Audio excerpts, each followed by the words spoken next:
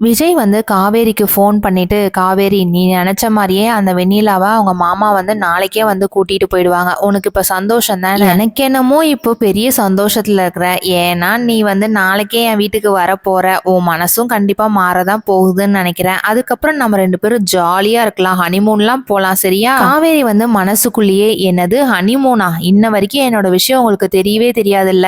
என்னைக்கு நான் உங்க வீட்டுக்கு வரனோ, அன்னைக்கு தான் நான் தாத்தா பாட்டிக்கு முன்னாடி நான் பிரெக்னன்ட்டா இருக்கேன்னு உங்ககிட்ட சொல்லவே போறேன். அன்னைக்கு நீங்க ரொம்பவே சந்தோஷமா இருப்பீங்க விஜய்." அப்படின்ற மாதிரி நினைச்சிட்டு விஜய் இருந்துகிட்டு, "என்ன காவேரி நான் மாட்டுக்கு பேசிட்டே இருக்கிறேன். எனக்கு என்னமோ சந்தோஷமா இருக்கு. ஆனா அதே சந்தோஷம் உனக்கும் இல்ல போல. உங்க அம்மா விட்டு பிரிஞ்சுட்டு வரேன்னு சொல்லிட்டு உனக்கு கஷ்டமா இருக்கா?" "அதெல்லாம் ஒண்ணும் இல்லைங்க. அந்த வெண்ணிலா இந்த வீட்டை விட்டு போவாளா இல்ல என்ன பண்ண போறாங்கிற மாதிரி யோசிச்சேன். வேறெல்லாம் ஒண்ணும் இல்ல." "சரிங்க, எனக்கு நேரம் ஆயிடுச்சு. அம்மா வேற உள்ள இருந்து காவேரி காவேரின்னு சொல்லிட்டு என்னை கூப்பிடுறாங்க. நான் என்னன்னு போயிட்டு கேட்கறேன்." அப்படின்னு சொல்லிட்டு போனை கட் பண்ணிடுறாங்க. உள்ள போனதுக்கு அப்புறம் குமரன் வந்துட்டு டிவி தான் ஆன் பண்ணி பார்க்கலாம் அப்படின்னு சொல்லிட்டு பார்த்துட்டு இருக்கும்போது விஜய் எல்லாருமே வந்து பேசிட்டு இருக்கதை பார்த்துட்டு பயங்கரமா அதிர்ச்சி ஆகுறாங்க. காவேரி வந்து சாரதா கிட்ட போயிட்டு, "அம்மா நான் இப்பவே கிளம்பி தாத்தா வீட்டுக்கு போக தான் போறேன். நான் எதுவுமே பேசாம இருந்தேன்னா அந்த வெண்ணிலா அந்த வீட்டை விட்டு வெளியில போக மாட்டான்னு தான் நினைக்கிறேன். நான் போயிட்டு அந்த வெண்ணிலா ஒரு கை பாத்துக்கிறேன்." சாரதா இருந்துகிட்டு, "ஆமா காவேரி நீ கிளம்பி போறதுதான் நல்ல முடிவு. நீ இப்பவே கிளம்பி போ" அப்படின்னு சொல்றாங்க. உங்களுக்கு வீக்கா பிடிக்கும் அப்படின்னா இந்த வீடியோக்கு மறக்காம ஒரு லைக் போட்டுக்கோங்க.